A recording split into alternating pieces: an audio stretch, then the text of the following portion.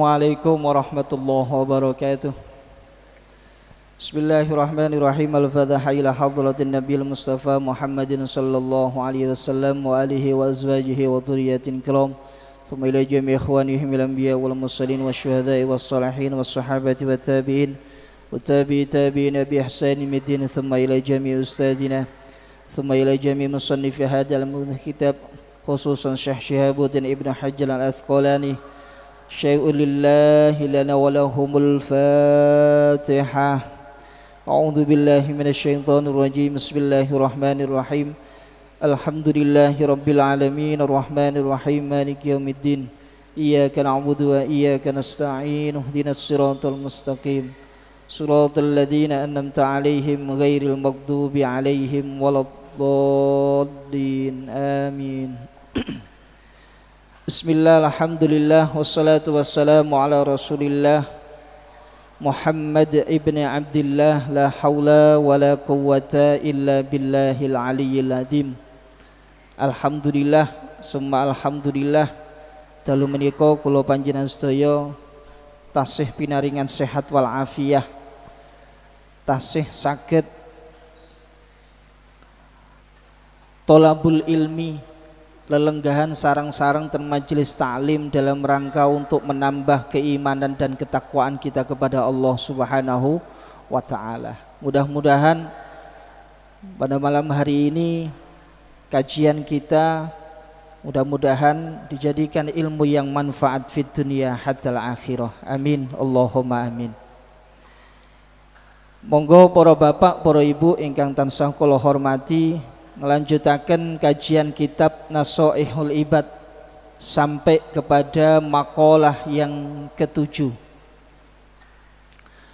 Bismillahirrahmanirrahim. Qala al-musannif rahimahullah wa nafa'ana bihi wa bi'ulumihi wa amaddana bi asrarihi fid dharaini amin ya rabbal alamin.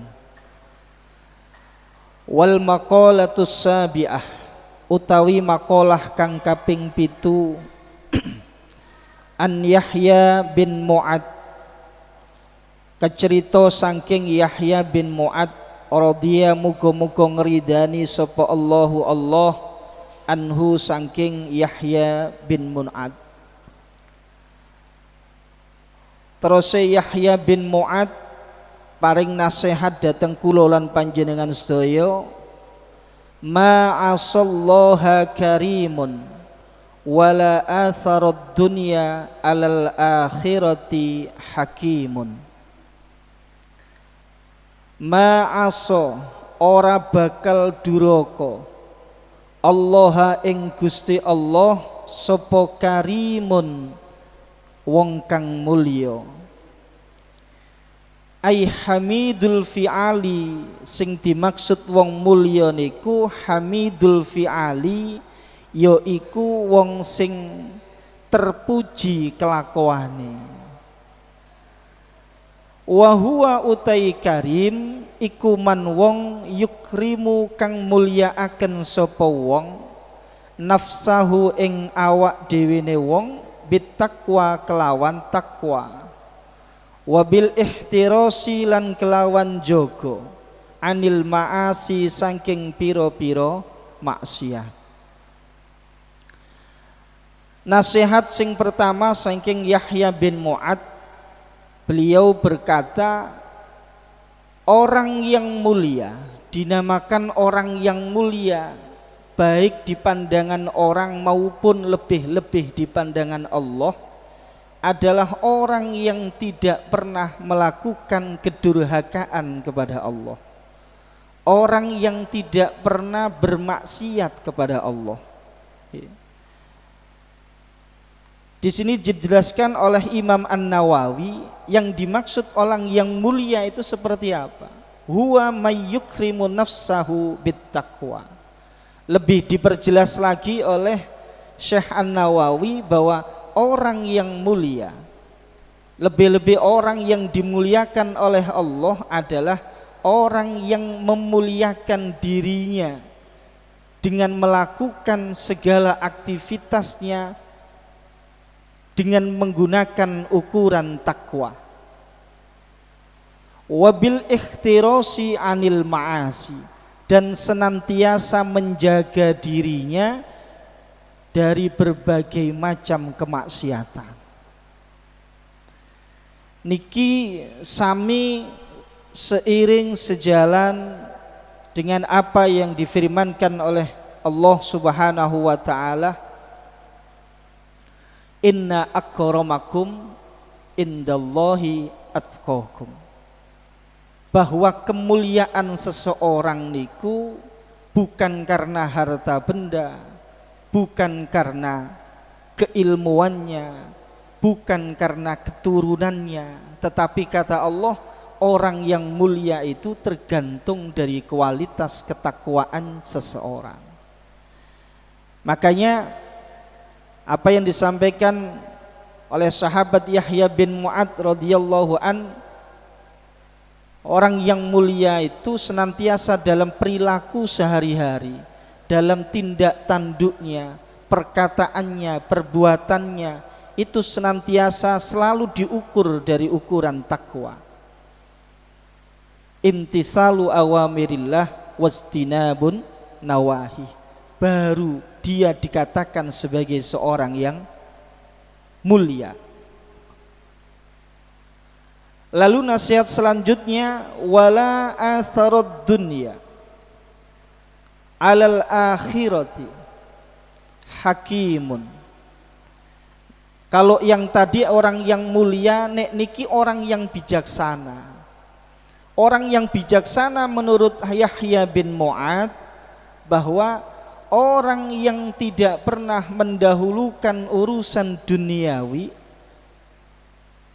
dan meninggalkan atau mengakhirkan urusan akhirat.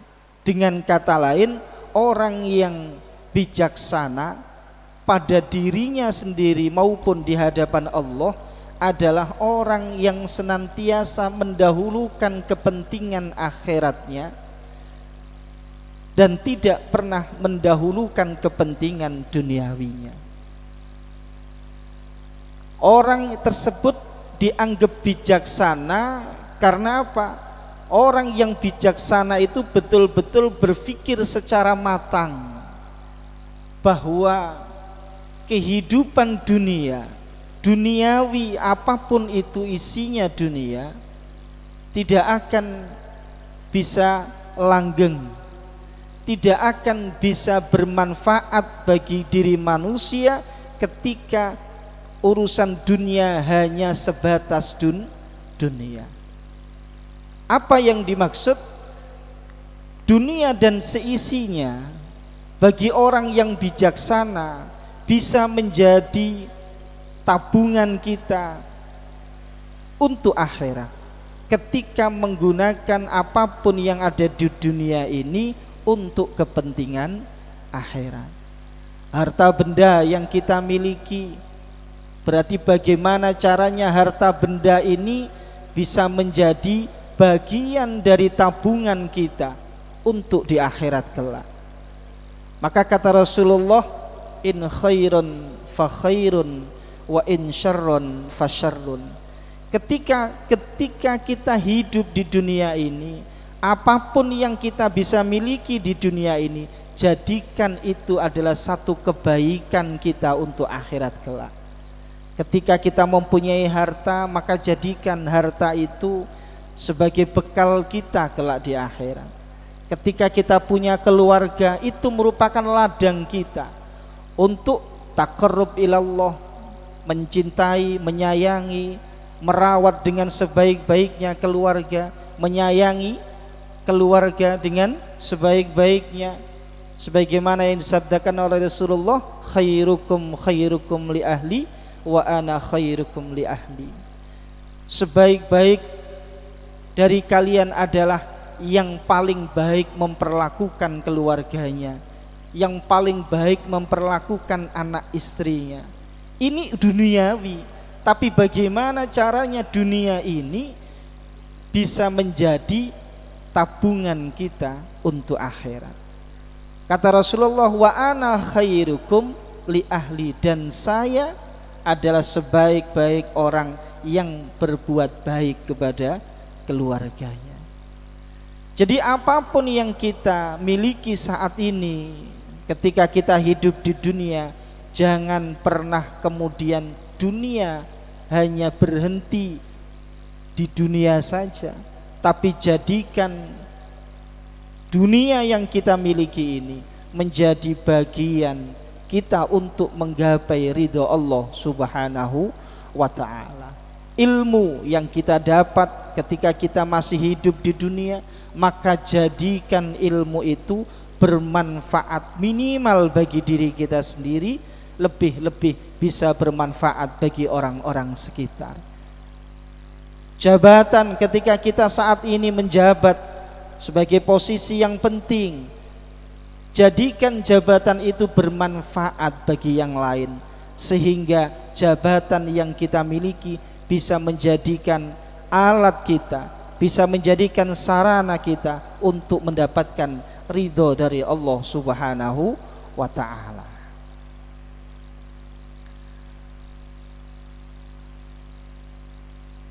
Wal maqalatus saminah, maqalah yang ke-8 atau nasihat yang ke-8, anil A'mas, bersumber dari A'mas. A'mas niki julukan nggih.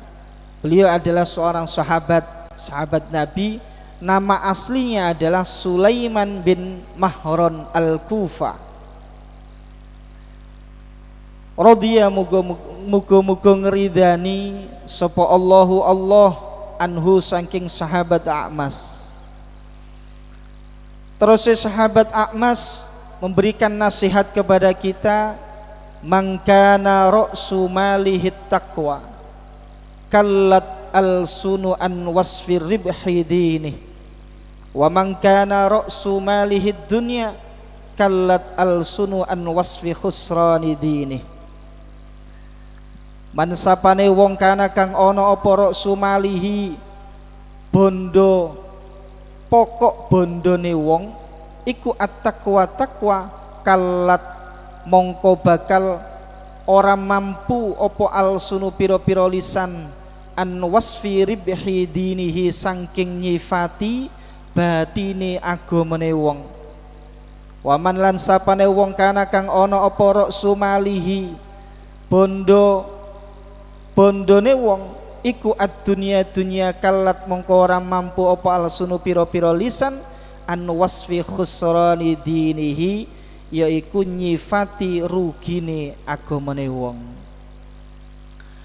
Wa makna lan utai maknane nasihat, man sapane wong tamassaka kang cekel-cekelan sapa wong alat takwa ing atase takwa, bimtithali awamirillah kelawan ngelakoni piro-piro perintah Gusti Allah, wajtinabi lan ngedoi al maasi ing piro-piro kemaksiatan, bi an assasa kelawan yento ndasari sapa wong af'alahu ing pira-pira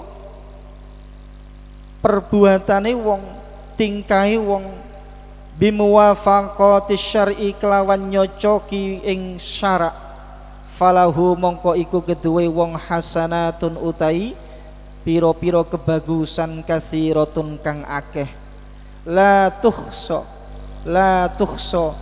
kang ora bisa mampu ngitung sapa wong. Artosipun ngeten. Nasihat yang pertama dari sahabat A'mas, bahwa barang siapa yang di dalam hidupnya bermodalkan takwa, maka sungguh lisan ini tidak akan bisa menghitung berapa besar keuntungan dia dalam beragama. Karena ketika orang itu dalam setiap langkahnya, setiap perbuatannya, setiap tingkah lakunya senantiasa berdasarkan kepada takwa Allah, senantiasa berpegang teguh kepada takwa kepada Allah, maka setiap yang kita lakukan akan bernilai sangat besar di hadapan Allah. Satu kebaikan yang kita lakukan akan diberikan imbalan oleh Allah 10 kebaikan. Faman jaa bihasanatin falahu asru amsalihah. Barang siapa yang melakukan satu kebaikan, maka Allah akan melipat gandakannya menjadi 10 kebaikan. Contoh mawon, kalau setiap tingkah laku perbuatan kita didasari dengan takwa, contoh semisal kita minum air putih, niku sehat untuk kesehatan tubuh kita, niku sangat sehat. Kalau hanya sekedar minum mungkin sebatas kesehatan tubuh, tapi ini akan bisa menjadikan kebaikan yang luar biasa di hadapan Allah. Lebih-lebih akan menjadi tabungan kita untuk akhirat kita ketika sebelum minum kita mengucapkan basmalah. Maka satu kebaikan ini akan dilipat gandakan oleh Allah sebagai menjadi 10 kebaikan. Itu kalau setiap kali kita berbuat didasarkan kepada takwa kepada Allah Subhanahu wa ta'ala. Sehingga kata sahabat Al-A'mas niku wau sanjang, maka ketika orang itu dalam setiap perbuatannya, dalam hidupnya senantiasa mengedepankan takwa Allah. Tolong difahami, dengan takwa Allah itu artinya menjalankan semua perintah Allah dan menjauhi segala larangan Allah. Itu definisi takwa. Sehingga ketika orang hidup itu benar-benar apa yang telah diperintahkan oleh Allah itu dijalankan dengan benar, kemudian menjauhi dengan sejauh-jauhnya, sekuat tenaga apa yang kemudian menjadi larangan Allah, maka sungguh, kata Al-A'mas, sungguh kehidupan dia tidak bisa dihitung nilainya. Kebaikan dia sungguh tidak bisa dihitung. Lisan ini tidak mampu untuk menghitung berapa besar kebaikan-kebaikan yang dilipat gandakan oleh Allah Subhanahu wa ta'ala. Tapi sebaliknya, jika kehidupan manusia ini yang menjadi dasar, yang dijadikan dasar adalah duniawi, yang dijadikan dasar adalah duniawi, maka tidak ada sedikit pun nilai kebaikan di hadapan Allah Subhanahu wa ta'ala. Seperti yang saya contohkan niku, minum air putih kalau tidak didahului dengan basmalah maka tidak ada nilai di hadapan Allah Subhanahu wa ta'ala. Itu contoh kecil. Ketika kita bekerja, berangkat bekerja, tidak ada niatan untuk ibadah, maka hanya sekedar rasa capek mungkin yang kita dapatkan. Tapi ketika kita berangkat bekerja, mulai dari melangkahkan pertama kaki kita keluar dari rumah, bismillahirrahmanirrahim, niat untuk mencari ma'isyah sebagai kewajiban kita untuk menafkahi anak istri, dengan mengharapkan ridho Allah. Insya Allah capek kita itu menjadi pelebur dosa-dosa kita, sebagaimana yang disabdakan oleh baginda Rasulullah Sallallahu Alaihi Wasallam. Tanpa ada rasa mengeluh ketika kita bekerja dengan susah payah, panas kepanasan, hujan kehujanan, tapi tidak ada rasa penyesalan, tidak ada mengeluh dalam dirinya, maka insya Allah capek yang kita rasakan itu akan menjadi pelebur dosa-dosa kita, dan akan dinilai oleh Allah dengan berlipat macam kebaikan. Ini adalah nilai yang seharusnya ada pada diri kita, sehingga monggo para bapak, para ibu, apapun yang kita lakukan, niatkan untuk mencari ridho Allah. Sehingga insya Allah ketika kita melakukan kejelekan, ingat akan Allah. Karena hidup kita senantiasa didasari dengan rasa takwa Allah.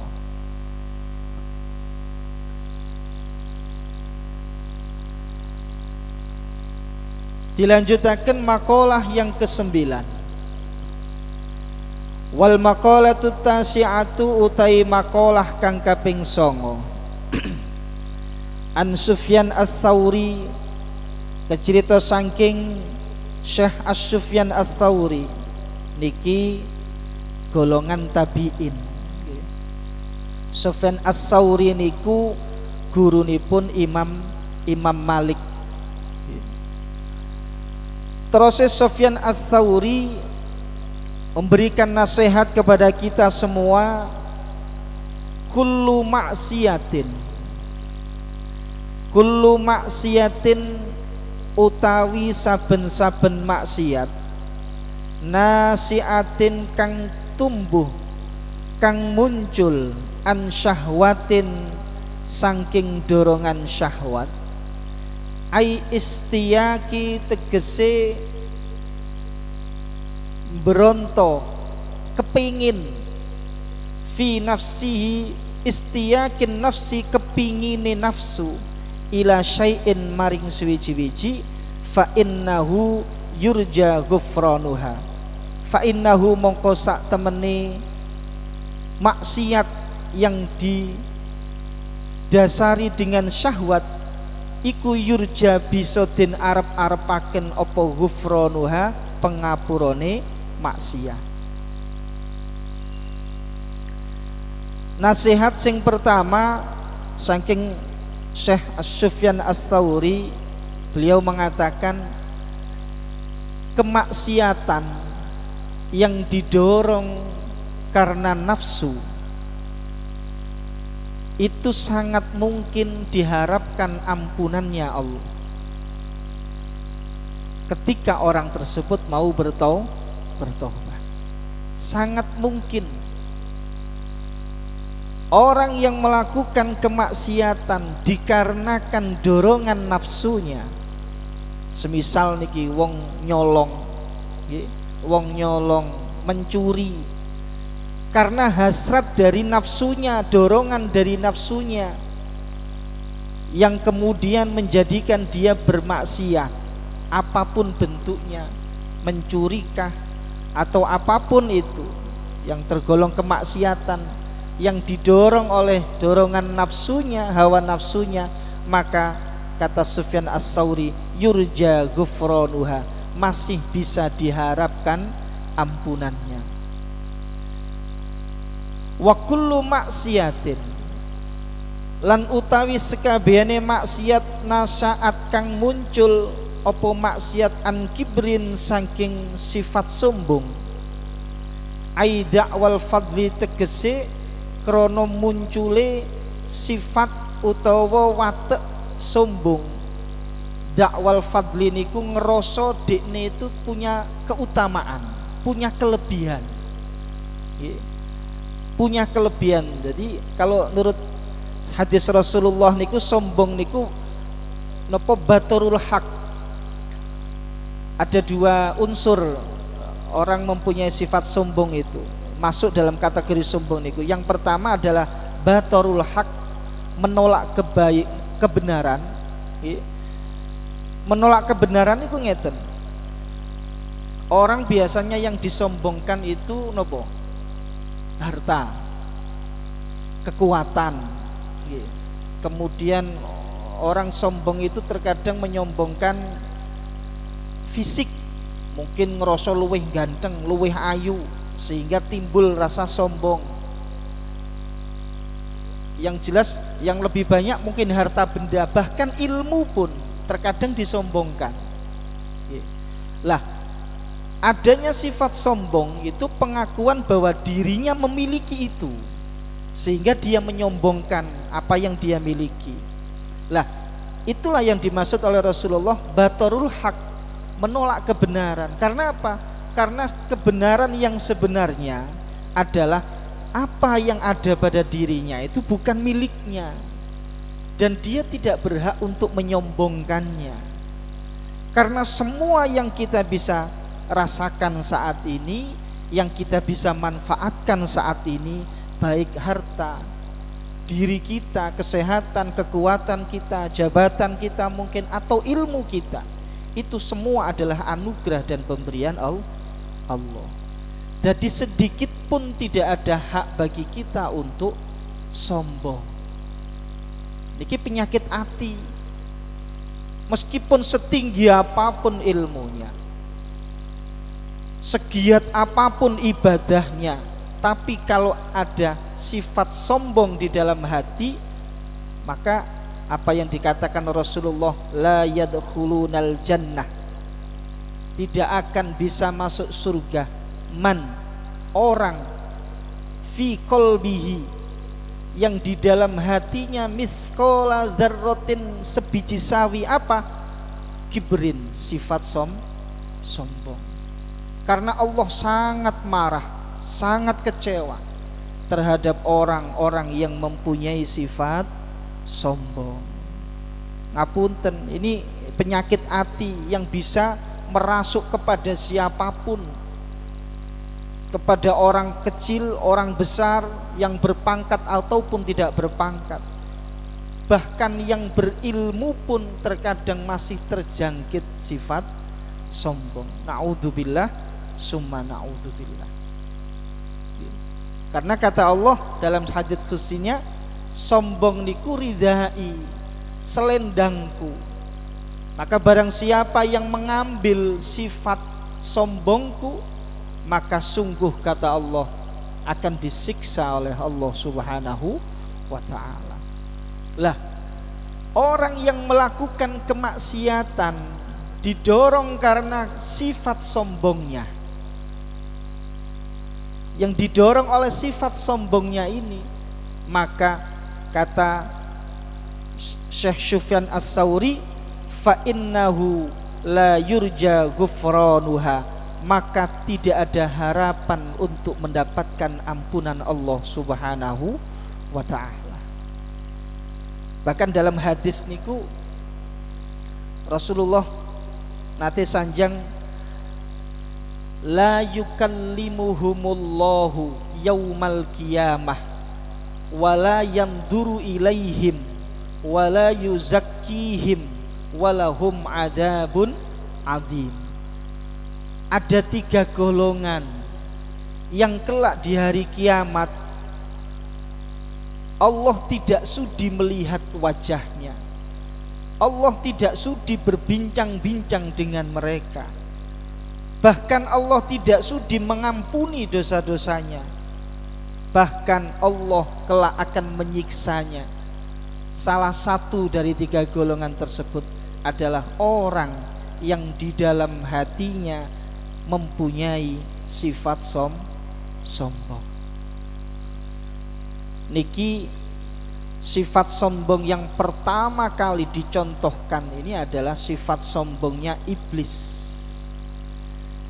Ketika diperintahkan oleh Allah untuk sujud di hadapan Adam,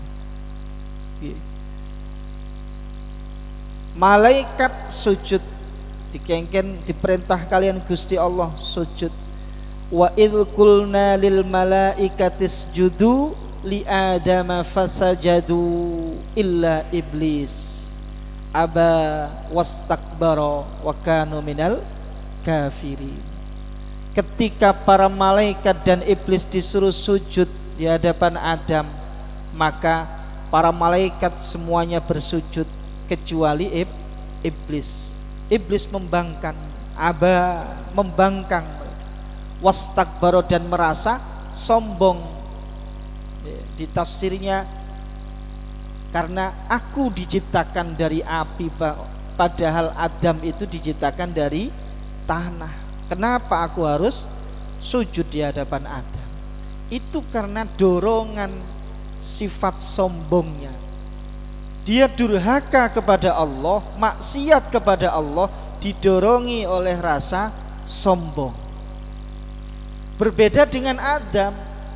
Nabiullah Adam alaihissalam bermaksiat kepada Allah, durhaka kepada Allah, tidak mengingat-ingat apa yang dilarang oleh Allah. Tidak boleh mendekati pohon. Maka ketika engkau mendekati pohon itu Adam, maka engkau tergolong orang-orang yang zalim. Tapi itu dilanggar oleh Adam karena bujuk rayu iblis.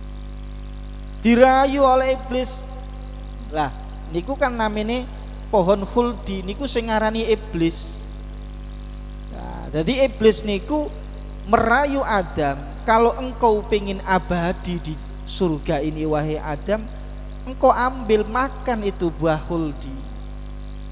Sing jenengi tanduran niku nggih iblis.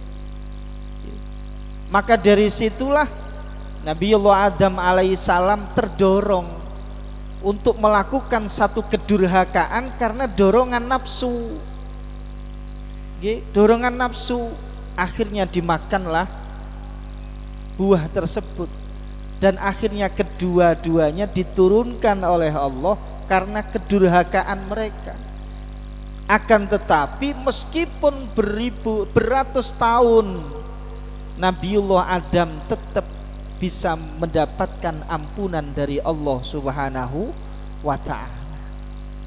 Niku sebagai contoh kemaksiatan yang didorong oleh nafsu, keinginan nafsu, hawa nafsu kita semua itu masih bisa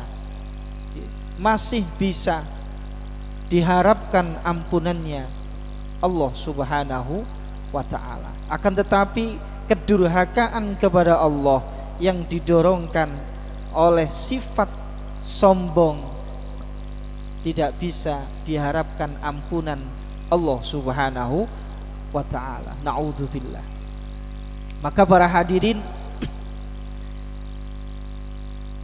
kemaksiatan niku ketika kita lakukan berulang kali hanya dengan alasan ini dosa kecil. Semisal contoh, orang ketika diajak mencuri, yang pertama kali diajak temannya untuk mencuri, pasti ada rasa beban di dalam hati. Mau awal melakukan sik deg-deg, masih bertanya-tanya di dalam hati, sampai akhirnya pun berhasil mencuri. Dari hasil curiannya ini loh, pasti masih ada ganjalan di dalam hati. Itu karena pertama kali melakukan kedurhakaan berupa mencuri. Tapi kalau ini dihindarkan, diabaikan, bisikan-bisikan hati ini diabaikan secara berulang kali, maka dosa-dosa kecil yang sering kita lakukan akan menjadi dosa besar dan menutup hati kita. Maka dari itu jangan meremehkan dosa yang kecil. Jangan sekali-kali meremehkan dosa yang kecil, sehingga banyak sekali di antara kita terlalu sering melakukan dosa-dosa kecil yang pada akhirnya membuat hati kita ini menjadi gelap. Padahal kata Rasulullah sallallahu alaihi wasallam, istafti qalbak, tanyakan pada hati nurani.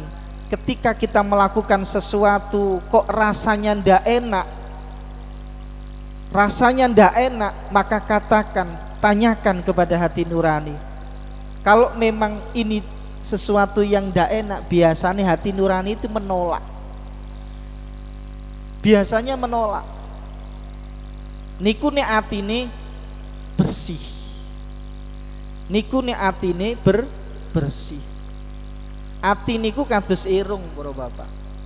Nek irunge sehat, ambu nopo ae ambu.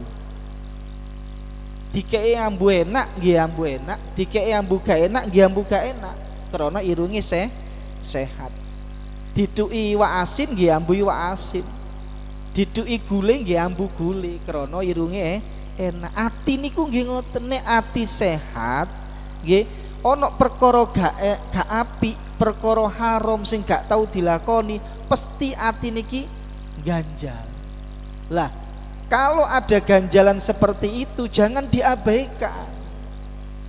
Nggih, tanyakan pada hati nurani, nek memang gak enak iki pasti ana sing gak beres. Maka kata Rasulullah, istafti qalbak, tanyakan pada hatimu. Tapi nek ati niki wis elek Pak, wis peteng kaya irung rusak, dikei ambu apa ae gak ambu napa-napa. Ati niku nggih ngoten. Nggih, ati niku nggih ngoten. Ana adzan ngoten wis gak kerentek blas ati niku. Krana wis saking petengi. Lah gara-gara nopo petengi ati niku? Gara-gara terlalu sering menyepelekan perbuatan dosa-dosa kecil. Terlalu sering meremehkan, sehingga ketika orang itu melakukan kemaksiatan meskipun itu dosa kecil, maka kata Rasulullah akan ada titik noda di dalam hati. Terus berulang kali melakukan dosa kecil lagi, akan bertambah titik satu noda lagi, dan berulang-ulang kali, maka satu titik demi satu titik itu akan menggelapkan hati kita, sehingga hati kita yang awalnya bersih, bercahaya karena terlalu banyak dosa kecil yang kita lakukan, akan menutup hati kita. Na'udzubillah summa na'udzubillah. Maka para bapak, para hadirin, jangan kemudian kita menganggap asalkan kita tidak melakukan dosa besar, asalkan tidak melakukan dosa besar, itu kekeliruan yang sangat. Karena apa? Ketika dosa kecil kita lakukan berulang kali, toh akhirnya kalau tidak ditaubati, maka sungguh itu akan menutup hati kita, sehingga seperti contoh dikumandangkan adzan, sedikit pun hati ini tidak ada keinginan untuk segera berangkat ke masjid, keinginan untuk segera melaksanakan sholat, karena saking tertutupnya hati kita dengan titik-titik noda hitam dari perbuatan dosa kecil yang kita lakukan. Maka dari itu yang disampaikan oleh Syekh Sufyan As-Tsauri, bahwa sekali lagi perbuatan maksiat yang didorong oleh dorongan nafsu itu masih bisa diharapkan pengampunan dari Allah Subhanahu wa ta'ala, dengan catatan benar-benar bertaubat. Syaratnya taubat nopo? Yang pertama yang jelas harus an-nadmu, harus ada penyesalan. Tidak cukup hanya istighfar, tidak cukup kalau istighfarnya tidak ada penyesalan. Syarat yang pertama harus ada penyesalan dan beriktikad untuk tidak melakukan perbuatan maksiat tersebut, tidak mengulangi perbuatan maksiat tersebut. Kemudian memperbanyak istighfar, meminta ampun kepada Allah Subhanahu wa ta'ala. Lalu kemudian wa'adbi'is sayyi'atal hasanah, mengiringi, mengganti dengan perbuatan-perbuatan yang baik. Insya Allah dengan perbuatan yang baik yang kita lakukan itu akan menutup, akan menghapus dari perbuatan-perbuatan dosa yang telah kita lakukan. Mudah-mudahan kita senantiasa dituntun oleh Allah untuk bisa istiqomah menjalankan kebaikan-kebaikan dan diberikan kekuatan oleh Allah Subhanahu wa ta'ala untuk menjauhi apa yang telah menjadi larangan Allah Subhanahu wa ta'ala. Mudah-mudahan kajian kitab Nasha'ihul Ibad pada malam hari ini membawa manfaat bagi kita semua. Al-Fatihah. A'udzu billahi minasyaitonir rajim. Bismillahirrahmanirrahim. Alhamdulillahirabbil alamin. Ar-Rahmanir Rahim. Maliki yaumiddin. Iyyaka na'budu wa iyyaka nasta'in. Shiratal mustaqim. A'udzu billahi minasyaitonir rajim. Bismillahirrahmanirrahim. Allahumma shalli wa sallim wa barik ala sayidina Muhammad walhamdulillahirabbil alamin. Allahumma anfa'na bima 'allamtana wa 'allimna ma yanfa'una. Allahumma zidna wa la tanqusna innaka ala kulli syai'in qadir. Allahumma inna ala dzikrika wa syukrika wa husna ibadatik. Subhanakallahumma bihamdika asyhadu an la ilaha illa anta astaghfiruka wa atubu ilaik. Wassallallahu ala sayyidina Muhammad walhamdulillahi rabbil alamin. Assalamualaikum warahmatullahi wabarakatuh.